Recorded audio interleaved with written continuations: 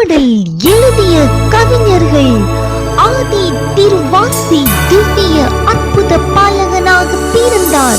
கீர்த்தனை 89ஆம் பாடல். இப்பாடலின் ஆசிரியர் தஞ்சை வேதநாயகம் சாஸ்திரியார். இவர் 1774ஆம் ஆண்டு செப்டம்பர் 7ஆம் தேதி தேவசகாயம் ஞானப்பூ அம்மாள் தம்பதிகளுக்கு மகனாக பிறந்தார். இவர் தன் சிறு வயதில் திண்ணைப்பள்ளி கூடத்தில் கல்வி கற்றுக் கொண்டிருக்கும் போது இறையேசுவின் சிலுவை திரு காட்சி கண்டு தனது வாழ்வை இறைவனிடம் அர்ப்பணித்தார். இவரது இறைபக்தி விசுவாச வாழ்வை பார்த்த அன்றைய மிஷனரி ஸ்வாட்சையர் வேதநாயகத்துக்கு வேதாகம போதனைகளை கொடுத்து வந்தார். வேதநாயகம் சிறு வயதிலேயே வேதாகம பண்டிதராக விளங்கினார்.